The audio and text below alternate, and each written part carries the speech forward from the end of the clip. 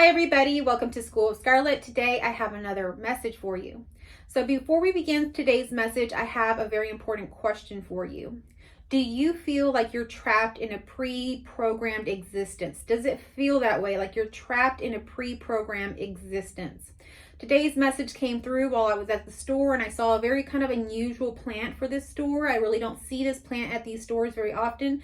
So I'm going to share that story here with you today and a few other things that came through around today's message. But before we begin, if you are new here, I want to welcome you to my channel. I want to welcome you to subscribe, to hit that notification bell. I put out daily intuitive messages and I would love for you to subscribe and come back. Okay, so today I was at Walmart and I was very surprised to see so many different plants there today. There was like all kinds of plants.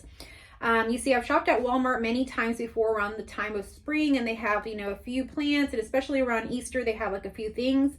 And they have like their vegetables for, when they're planting their vegetable garden. But I found a very particular plant there today that really spoke to me, the bonsai tree.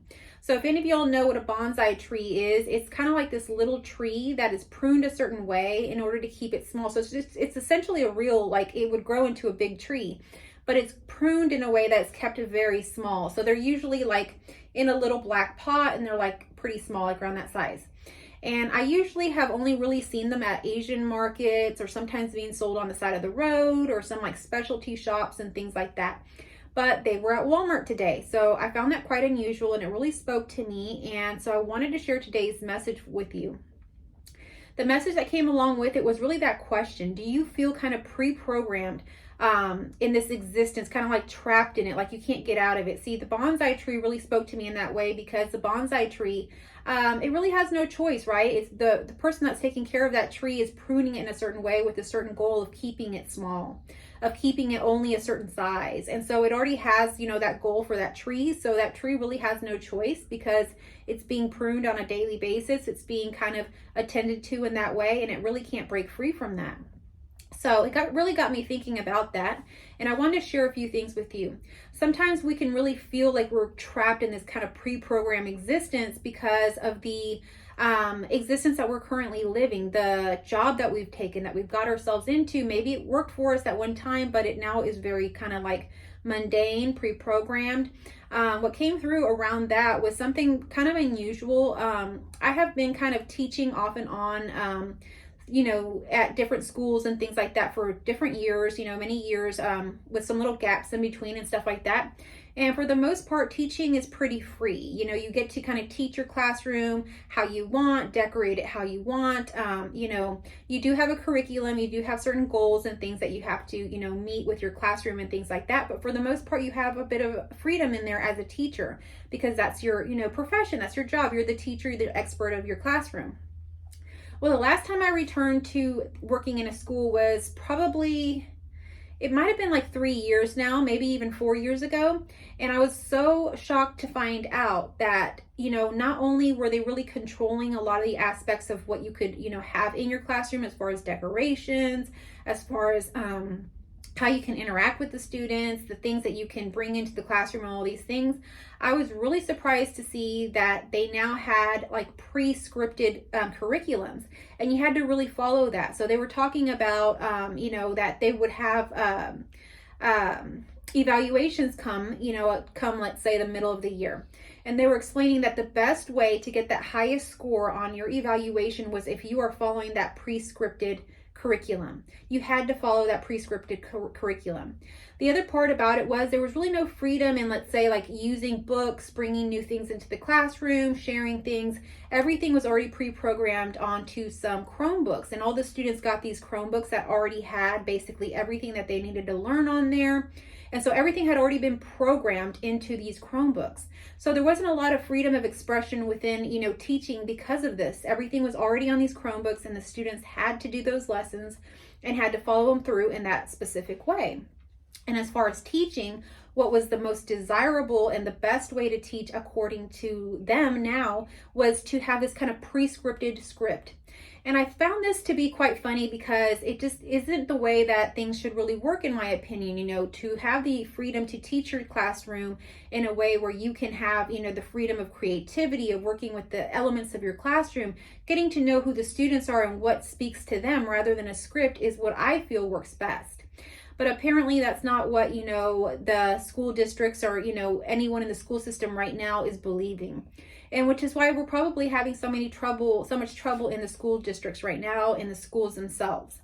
So anyhow, that was one way that we can kind of get into jobs where all of a sudden we're like following a script. We're made to follow a script. You can think of someone that like does telemarketing or something. They're made to like follow a script or something like that. Or maybe you can think about like people that work on the assembly line. They're made to like create a certain product for the company, and that's all they can create. They have to put together that product on the assembly line. And it's almost like they're like elves, kind of like this Christmas elf, like putting together this one toy, and that's it. They have no creativity. They have no ability to use their creativity to move outside of that. It's really the most desirable thing for them is to just complete the product the way that it is. So I want to bring that forth to you today because you might be feeling kind of trapped and you don't know why. It may be your job. It may be that your job is very much pre-scripted, pre-programmed in a way that they are really having you there as kind of a machine to put out a certain product that someone else has already designed. Someone else's dream. You're putting out someone else's dream rather than your own. You're just creating a product for someone in some way. Or you're following a script because that's what's now required of you in that job. And that can really, really drain the soul because you're not meant to be a machine. You're meant to be a creator. So when you're made to just follow a script like a robot, that could really hurt your soul. It doesn't feel good to you. It may feel good for a little bit. It may feel good when you get that paycheck, but the majority of the time, it's not going to feel right to you because you're made for more. And maybe some people can really love these jobs. And so there's nothing wrong about that if you are resonating completely with something like this. But at some point, your soul will want to expand. And it's no coincidence that you're here today. You're here on this message because you are expanding. You wouldn't be listening to this message this far if you weren't. So the other part about this is sometimes in relationships, we can feel very much trapped or controlled. I know that in the past, I've worked as a counselor as well. So I've worked a lot with families. I worked a lot with couples and things like that. And I've worked with people that have, certain religious backgrounds and things like that. And there were certain things that were expected, especially of women, as a wife in a relationship. There was things that were expected of her to maybe be a stay-at-home mom, to maybe not have a certain sort of profession, to maybe act and dress a certain way, depending on that religious background, depending on that culture.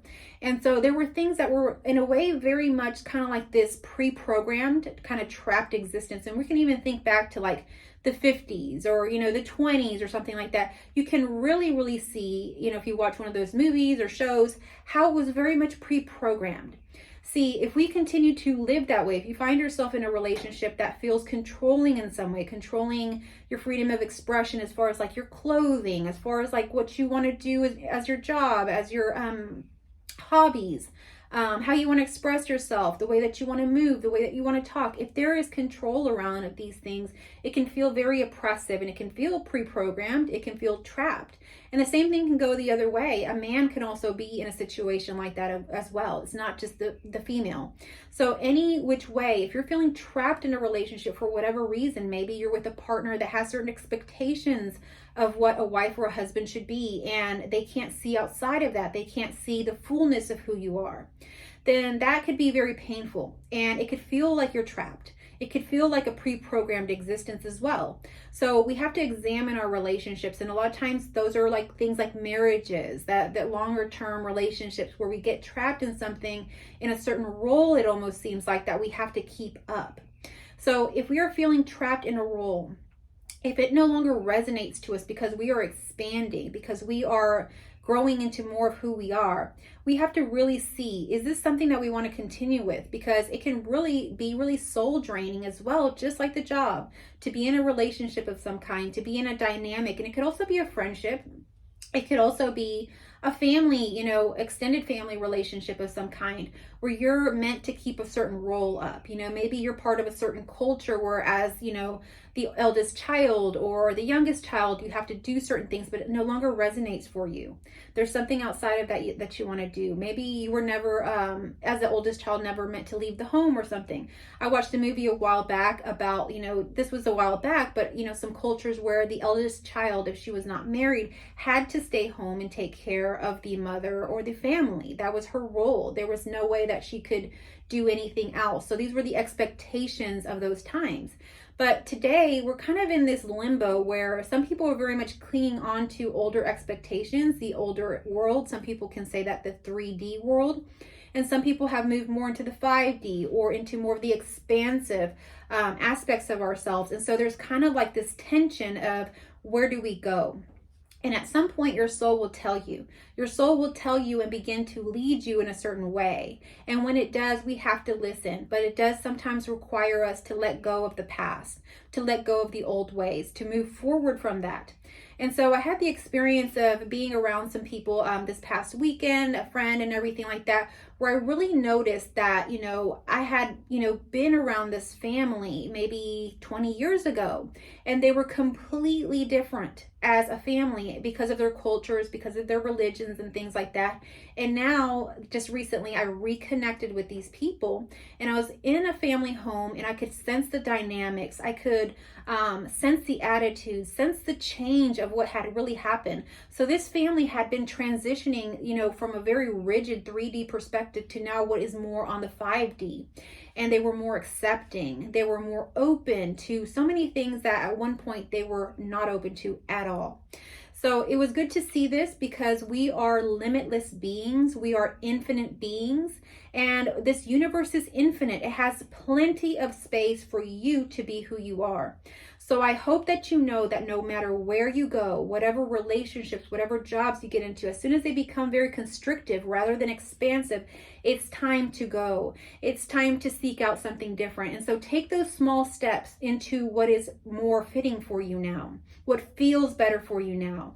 Go within, seek your intuition, seek your inner voice, and see where you have to go in order to be able to grow more. Because if we don't go somewhere where we are able to grow more, we're going to stay small like that bonsai tree. That bonsai tree has the ability to be a big tree, but it can't be a big tree because it's being pruned every day by someone else to be small. And so it stays small. It has really no choice. But I want you to know that you do have free will. You are a creator. You are not a machine, and you have the choice to expand. And if you feel the need to expand now, if that's what's feeling better in your body now, it's time to do so. It's time to break free from that. You have wings to fly. You can go. You can go outside of whatever constructs this society has already placed for you. You see, we're born into this world already kind of almost with a handbook of this is the kind of job you need to have, this kind of marriage you need to have, this is what you need to do, with your children, blah, blah, blah. And so society really, really rewards conformity. Okay, but your soul is not like that. Your soul is expansive and wanting to explore so many more aspects that are not here and now right now. They're expanding into infinite things that we won't even know what we'll be doing in 10 years if we allow ourselves to go within our intuition and begin to follow it. So I encourage you today to follow your intuition, to follow that inner voice, to listen to what your body is telling you and go in that way because you're meant to grow. You're not meant to stay small like the bonsai tree. You are truly a big, great oak. So I hope that this message found you well. I hope that it resonated with you. If it did, share it with others. Before we close, I would like to invite you to some of my offerings. You can check out my website, www.schoolofscarlet.com. Or you can always email me at schoolofscarlet@gmail.com. If you'd like to connect with me, I have ways to do one-on-one sessions, and I have various course offerings on my website. So I encourage you to go check that stuff out if you want to connect with me further. Thank you so much for staying till the very end. I love you all, and I will catch you on our next message.